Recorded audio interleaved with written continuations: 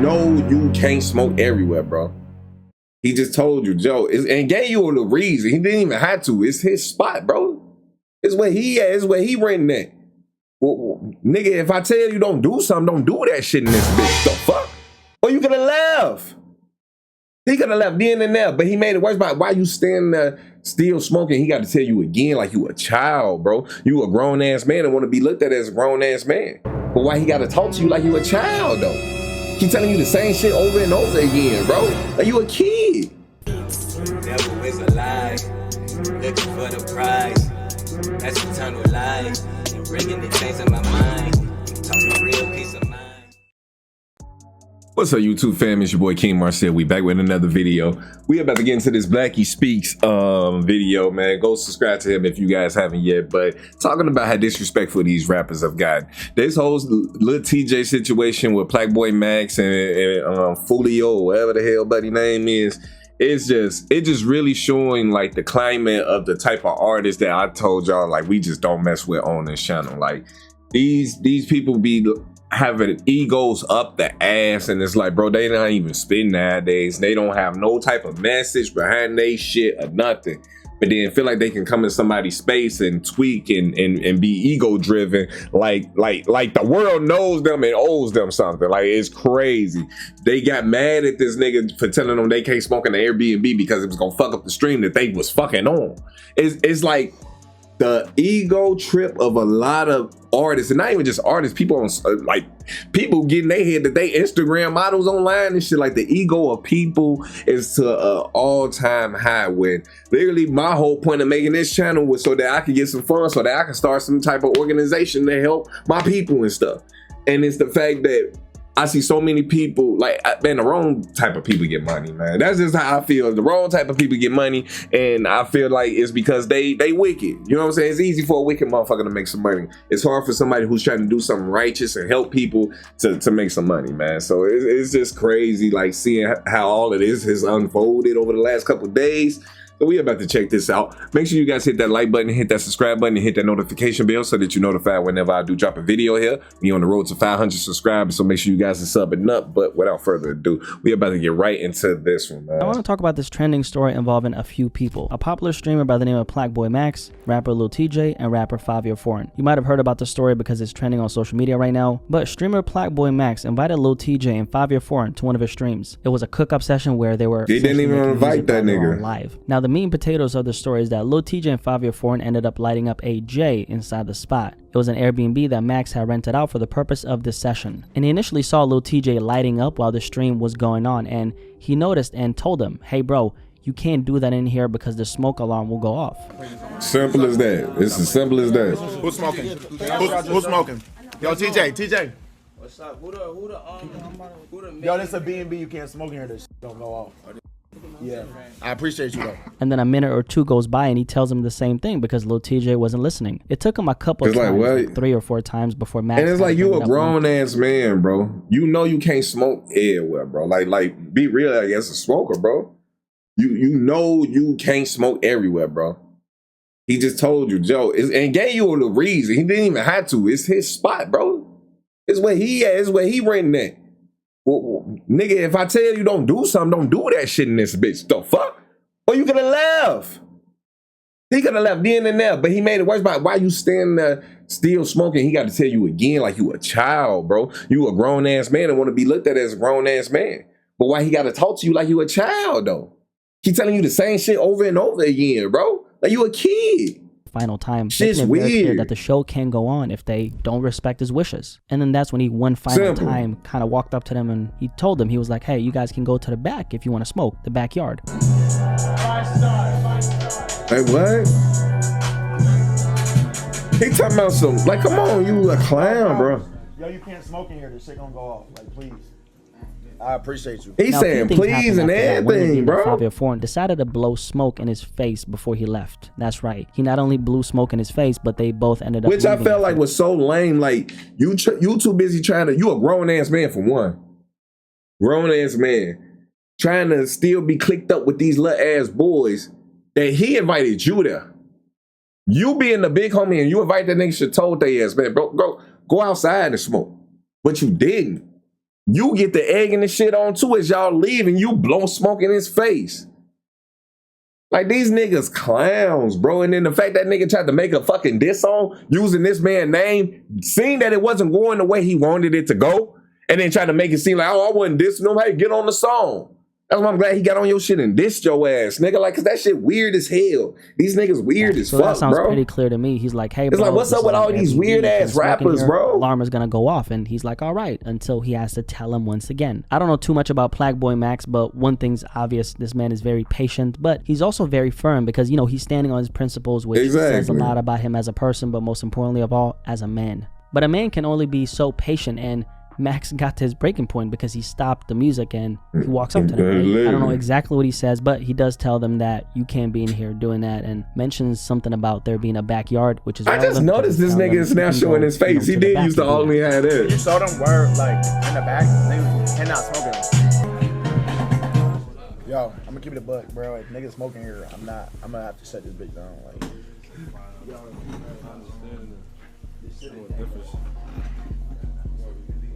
Out to the backyard. like there's a backyard. Where Uncle? It's in the back. Can you show him? 911. Like, what? What be to these niggas, bro? The description? A bad. Like, what is all of that for? And then before they leave, like we saw, Fabio Foreign, who's about to be 35 in March, mind you, blows like grown ass man, bro. Now, to be fair, if you looked at the clip, he's responding to someone who's sitting on the left side near Max, and he happens to have a mouth full of clouds and conveniently blows it right in Max's face. Now, a couple important things I want to say in regards to this story. First of all, I'm happy to see that the majority of people have some sense, because the general consensus seems to be that this was in fact disrespectful. If someone invites you to their space and they have certain rules in place, like you can't smoke inside the property, you got to respect the boundary, point blank, period. It's simple as that. It's just as simple as that, bro. Because if somebody was in his shit and he told them not to do something and they kept doing it, he would have been mad. And it's as simple as that, bro. Why I had to be any deeper than that? Why I had to turn into like all this other weird shit that niggas on? It didn't have to go left like that at all. Like at all. Plague Boy Max, who streams for a living, is working, so this is his work. Exactly. He invites these two rappers to create some music and some content together, so this is a place of business, right? It's no different from going to a meeting as an artist, and the setting in itself might be different, but anyone who takes what they do seriously, they're not gonna look at this and have any type of different feelings about it. Like, it's a workspace. So I'm happy that people are on the right side of things. However, on the other hand, we've seen people like this girl right here, Asian Doll. She posted a response to this on Twitter, and this is what she said: weird ass, man. Rappers if they can't smoke. So rappers. And it's like, shorty, why you say that like you a rapper, first off? Because if she is a rapper now, I've never heard none of her music, bro. I never heard none of her music. She was just somebody who was messing with Vaughn, bro. Like, why? Like, shorty, why do you think you can speak on these matters? This wasn't your chance. This wasn't your time to try to chase some clout. It wasn't. And that is she getting the response that she getting, she mad. You threw yourself under the bus. Ain't nobody put you under that. You did that. Above following the rules set by the people in charge of the space they're in, rappers shouldn't automatically know basic human decency, like respecting someone else's environment just because they're rappers. There's absolutely no logic in what she's saying at all. This actually brings me to a bigger and more important conversation regarding this type of behavior, which of course comes down to class and culture. But before we get into that, let me share something with you that I've heard from countless of people, specifically who work in the music industry. And some people, who've seen the title might already know. Some people just never learn business etiquette. Some people never learn business etiquette. That's something that I'm realizing with a lot of these people who making money now. Like, it's easy to make money. You know what I'm saying? It's easy to go from making nothing to something overnight. You know what I'm saying? This time that we living in, you know what I'm saying? Even though a lot of people are struggling, a lot of things are going awry, but you can instantly change your situation like that also during these times. And people don't, like, I feel like they making money so fast that they're not learning business etiquette. And business etiquette means you don't let nothing fuck up the money. You don't let nothing fuck up the money. You keep it playing. You keep shit smooth. If you gotta do shit behind the scenes, okay, do it. But in front of motherfuckers, when you having business meetings and you doing business, you keep it professional at all times. At all times. That's business etiquette. And it's like, a lot of motherfuckers don't learn that. They get money, and then they let the money talk for them. No, you made the money. You need to still continue to speak for yourself. Like, literally, before you add the money, don't let, if you had to like grind and get money, once you get the money, don't let the money start talking for you. That's all I'm saying. One thing I've heard time and time again, especially this past year, that's all I'm saying. I myself have kind of been dipping my foot in the water in the music industry, so to speak. But the majority of the people in the industry, right, the music industry, they actually don't like working with rappers. Now, rappers in the music industry are seen as some of the hardest creatives to work with, and this is something I've heard time and time again. Yeah. I've heard this from engineers, videographers, photographers. I hear this especially from producers. I hear this from managers, A&Rs, and basically anyone who comes in contact with rappers in general. This isn't something that's often discussed publicly, so this might, come as a surprise if you're hearing this for the first time. The truth is, people don't want to ruffle feathers or risk damaging the relationships they've built, and while I won't be naming any names, I've got a wow story to share with you. Stick around until the end of this video to hear it. Now, people in general don't like working with rappers because there's a specific type of behavior that comes with working with them. As an example, it's generally agreed that rappers are very bad with being on time in the music industry. Most rappers have zero professionalism, like I'm talking zero. The majority don't really know how to conduct themselves in a business setting, aside from outright ignorance, okay, just like straight ignorance and zero professionalism. A lot of rappers show up to meetings high off their mind, perked up, leaned out, zanned out, you name it. And when y'all talking about millions of dollars on the line, bro. Y'all talking about millions of dollars on the line. Y'all showing up contracts. You don't even know what type of contract they putting you in, and you think it's smart to come up not sober? Like that's crazy. That's something too that's like, wow. And then later on be trying to be mad about the deals that they in. But then you go to the fucking meeting off of lean pills and high as fuck off your mind off some bud. You can't do that.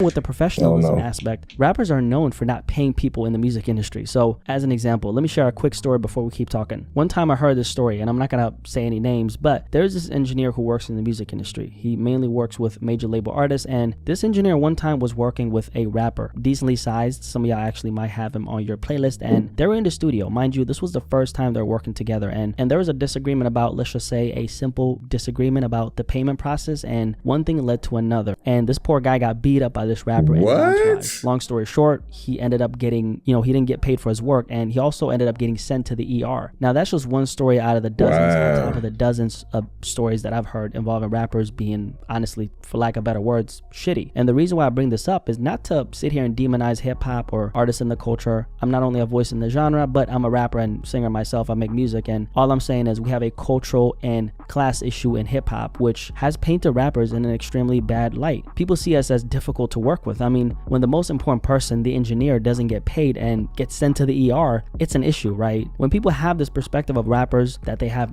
zero professionalism and whatnot, and that they don't know how to be on time, and that they like bring 1,000 niggas to the studio who are all hotheads and they're all on perk 30s and can't respect boundaries, and they're known as the musicians who don't pay people. It's a very big problem. So this story right here just validates all those negative aspects of rappers, rap culture, and hip-hop in general. Rappers in the music industry are known for having a holier-than-thou energy as well, and they have that towards anyone they're working with. This is one of the unspoken reasons why rappers who quote-unquote fall off have a very hard time getting that momentum again. Did you guys know that a big part of that isn't actually the quality of the music only? Shocker. It's actually the person behind the music. Because have you guys noticed how there's a type of rapper who they might not have that much momentum and they might be all that relevant to the public anymore, but those are the rappers who more often than not end up bouncing back quicker. Now, ask yourself, why is that? Well, because that other guy actually has morals, values, principles, and he's made an effort to nurture his relationships and treat people with respect. So when he needs some help because his career is colder than Iceland, all he needs to do is make a few phone calls. Next thing you know, he has a record with one of the hottest rappers in that period. Now, how does that happen? Well, that happens because people like you. You're actually a solid, cool, good person. So when you need your back scratched because you're a cool cat,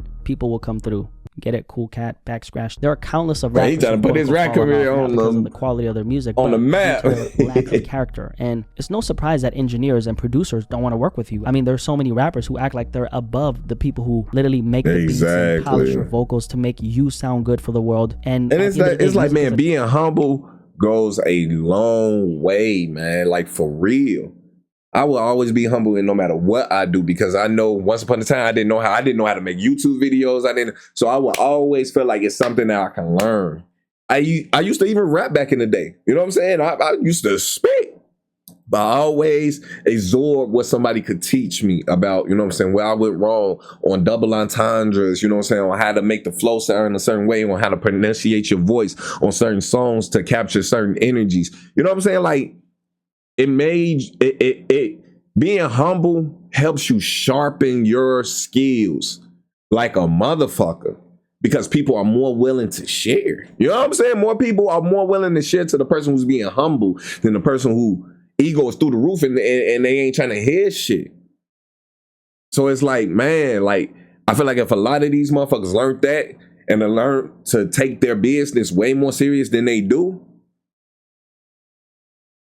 we'll have a lot more rich black folks around this motherfucker, like literally. Team effort, yet you're out here acting like it's a one-man show, which is just not the case. And it's not. This type of story casts a negative light on rappers as a whole. And like I mentioned earlier, this ultimately comes down to an issue of class. And when it comes to these particular rappers, by the way, Lil TJ and Fivio Foreign, they don't really have that much momentum anymore. Lil TJ, as an example, is an independent artist, so for him, this kind of thing hurts him more than he could ever realize. When you're not on a major label like him, your relationships especially matter in a situation like this, because that's the only thing you can draw from. At least when you're signed to a major label, you have access to an entire network of people through your partner, which is the label. But when you don't, it's relationships like these that are going to help you bounce back and stay in the spotlight. I really respect Plagueboy for standing on business and keeping it P. And by the way, he ended up responding to this entire thing afterwards by saying this: if you don't respect what I do, I don't want to work with you. So here's what it is. It's never gonna get done. Every artist I've ever invited on stream, all them niggas have respected me. I respect them. And it's as simple as that. Vibes every time. This is the first time some shit ever happened like this. Just like a man is supposed to, he stood on his principles, and for that, he got my respect. So shout out to Plagueboy. I also know that he's doing really good on the music front as well, and he has a little bit of momentum. So shout out to another young black man winning, man.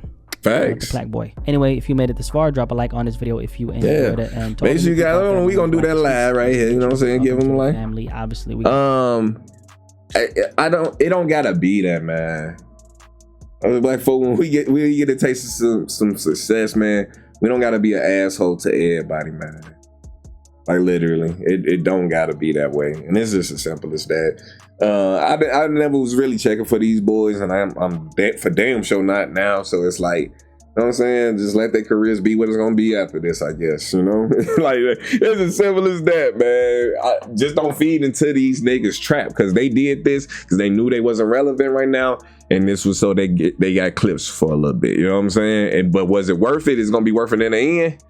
I don't think so. I really don't. But you guys let me know how you guys think they acted in the comment section. Do you guys think, you know what I'm saying, they was right for blowing smoke in his face and continue smoking in his Airbnb? Or do y'all think these was some grown ass men acting like some little ass boys? Let me know down in the comment section. But that's gonna do it for this video. Make sure you guys hit that like button, hit that subscribe button, and hit that notification bell so that you're notified whenever I do drop a video here. We on the road to 500 subscribers, so make sure you guys are subbing up and joining the kingdom. But with that being said, King Marcel out.